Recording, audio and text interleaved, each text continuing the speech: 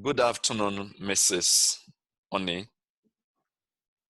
Good afternoon, sir. You applied for the role of an HR officer in our organization. And this afternoon, I'm going to ask you a couple of questions that are related to the competencies which we've been looking at for anyone who has the nod or who will be selected for this position. And I don't want to take too much of your time, but thank you for showing up. Thank you for coming. Thank you for showing interest in our organization. So thank you for having me. Thank you, madam. I'll be asking you some questions, and this is going to be video interview. Are you ready? Yes, I'm ready. Thank you. All right. I'm going to ask you questions based on planning and control. Describe what preparation and actions you took while assisting in disciplinary and grievance hearing at your organization. Should I take it again, my question? No, thank you. I think I heard you correctly. Okay. Once again, thank you for having me. In HR function, managing grievance procedure is probably one of the most challenging because we have to deal with different human beings. But then I'll answer your question by saying, even though it may be a difficult assignment to do at every point in time, it's, however, one of the most important things to do to ensure that your organization continues to be healthy. So for me, in ensuring that you have a grievance procedure that can stand the test of time, first of all, and I can relate this to a certain time where I'd worked as a HR business partner in a bank. And then I've had the opportunity to assist or to be part of the disciplinary process. I think first and foremost is to ensure that the organization has an existing grievance procedure. Without an existing grievance procedure, it becomes impossible for you for you to do anything. Once you establish that a grievance procedure exists, and you now need to find out if such procedures were followed in arriving at anything you do in handling employee disciplinary issue. And then, which means that you have to have followed processes as highlighted in the procedural manual, which in our case included that for a staff to even be called to face disciplinary action, you must have written a query to the staff and then obtained a response. After which, you have to also be able to prove that the response was unsatisfactory, which needed you to escalate it to the higher level, which would now require you to initiate a disciplinary hearing against the staff. And then you also need to ensure that for such proceeding to stand the test of time, you need to ensure that such employee has a legal representative at the hearing to ensure that, one, the employee's rights are protected, and to also ensure that the right of our company is also protected, and we are not faced with a lawsuit arising from such disciplinary action. Also, because we were unionized, we work within a unionized sector, I also ensure that such employee has the representative of the union at every hearing to ensure that the employee has the required support that may come from the union bloc. And also, whatever decision is taken, whatever disciplinary action is decided to be meted against or on the employee, it is also important that you ensure that such action or such decision can be appealed. This is to ensure that all processes are duly followed and our company does not face a litigation suit in the nearest future because of the case. So in my observation, these are time-tested grievance procedure that are ensure are in place anytime there is a need to have a disciplinary hearing for a staff. Thank you. Thank you for your answer. Now, I want to follow my question with this one, is that how did you manage employee relations, performance, and conduct after such disciplinary or grievance hearing, assuming an employee went through a disciplinary committee or hearing? How did you manage that employee's relations, performance, and even conduct after such hearing? Thank you very much for your question. And then let me just answer your question with a practical case study that happened in my time at Phase 3 Telecom while I was human resource manager. The Phase 3 Telecom provides internet services and as such has what you call base stations across several locations in Nigeria. Usually these base stations are manned by engineers on a rotational basis. So you have someone on shift in the morning and you have someone on shift maybe in the afternoon, except maybe when we have national or public holidays where you have just one person running the shift. Unfortunately, in one of our critical locations, we had a fire outbreak. And then we found out that most of the equipment were burnt and were damaged.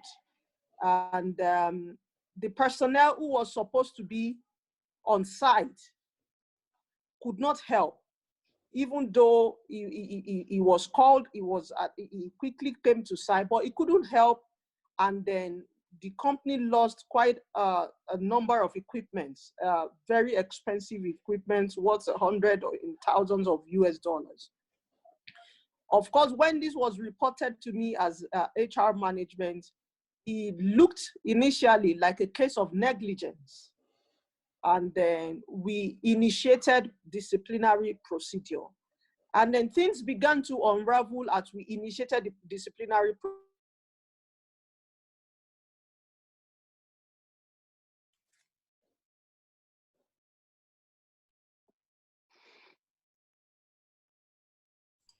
Okay, so sir, as I was saying, we later found out that the site engineer that we had issued query had made a request to the head office for the inverter batteries to be replaced. And then it was undergoing procurement process and apparently someone dropped the ball, resulting in the fire that could not be controlled and the damage that eventually resulted into millions, thousands of dollars. So whilst we had the disciplinary procedure, we understand that on the part of our finance team, there was negligence because the procurement process that was supposed to take 2 weeks took longer than 2 weeks. And then even the site engineer who was supposed to escalate that the battery had not been replaced just made the request and did not follow up. We discovered there were negligence on different sides. And then, of course, they were asked to face disciplinary action. And once they faced the disciplinary action, the disciplinary committee decided that they was meant to go on suspension. And that in each of them, including our procurement officer, including the finance manager who did not release the funds on time, and including the site engineer. When we communicated the decision to them, the site engineer was particularly displeased he was almost depressed. And he said that on his own part, he had done everything that was required to be done. And it was the negligence of the finance officers that resulted into the base stations burning. And what we knew was thereafter, his performance dropped.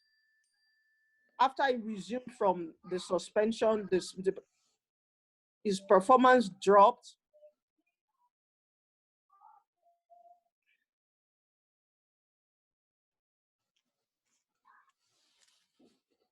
Hello, can you hear me? Yes, we can hear you. Yes. Okay, sorry. So we realized that the site engineer, having said that, he did what he was required of him, and it was the negligence of the procurement officer and the finance officer, and that he felt he should not have been sanctioned, having done what he was required to do. So afterwards, we noticed that his performance dropped. And at some point, he even mentioned subtly that he was going to leave the organization. He was no longer performing optimally.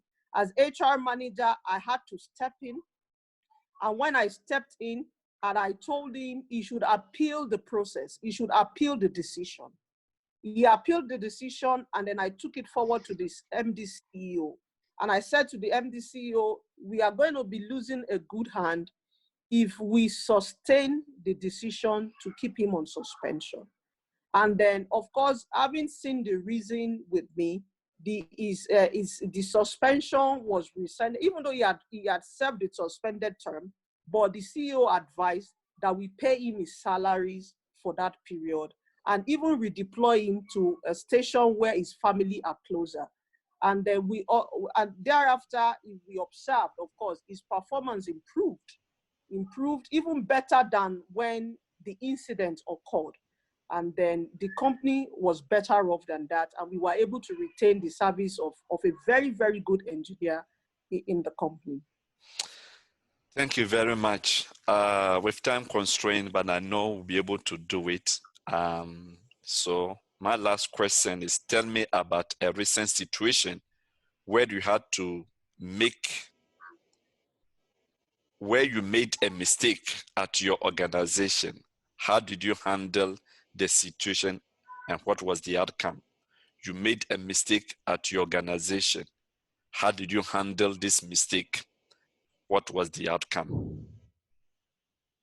Okay, thank you, sir. I'll just tell you something that happened recently where I work now as a manager in the policy competition department of the Nigerian Communications Commission. The Nigerian president signed into law the AFCFTA, what we'll call the African Continental Free Trade Agreement, into law. It was signed late, while other countries within the African Union had signed. And then when it was signed late, my team took the initiative to conduct what we call a sensitization exercise for major key stakeholders within the telecom industry, which will include the mobile network operators, the VAS providers, the tower companies, and all that.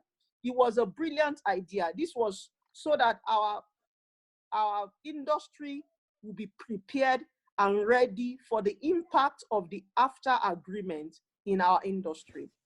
When we did that, and then unfortunately, we found out that a major stakeholder, which was the Director of Finance Services, was not duly carried along. And so when it came to the time where we had to implement our idea by conducting the stakeholder sensitization exercise, we could not, because the funds were not made available for the exercise. It was not budgeted for, but because we saw it as a major intervention, a major thing that could shift the way things work within the telecom industry, we decided that it was a good thing to go ahead and get it done. So the mistake was not carrying a major stakeholder along, who was the Director of Finance Services. When we realized this mistake, we had to do a report, like a cost-benefit analysis report to senior management saying, if we do not go ahead with this sensitization exercise, this is what our industry stands to lose. However, if we go ahead, this is what the industry stands to gain. And we took the report to the chief executive, who is the executive vice chairman.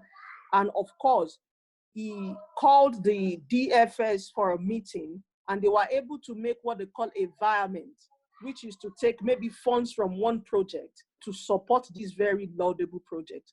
And we were eventually able to conduct 2 major sensitization exercises for critical stakeholders in the Nigerian telecommunication industry. The exercise was conducted in Lagos and in Kano towards end of November last year.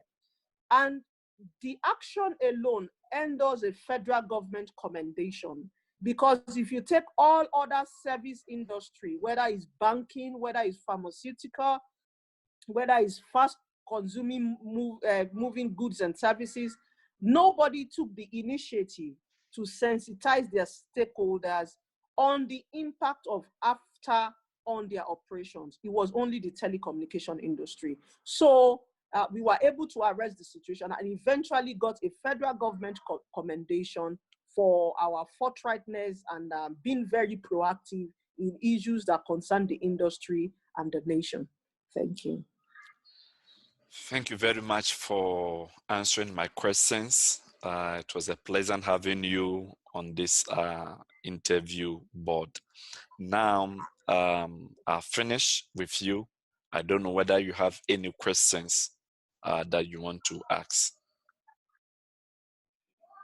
Okay, thank you very much. I'll just ask a question. I want to know your organization structure. What do you practice? Is it a hierarchical or a flat reporting structure? Hello. Hello. Do you okay? I just want to know what kind of structure you run in your organization. Is it a flat structure or is it a hierarchical culture?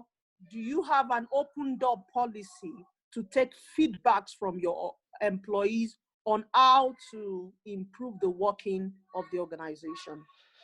Thank you very much for this question. We have an open door policy, which we take feedback from employees so that we can put this feedback into our strategic planning for the company to be able to achieve its objectives. So that is what we do.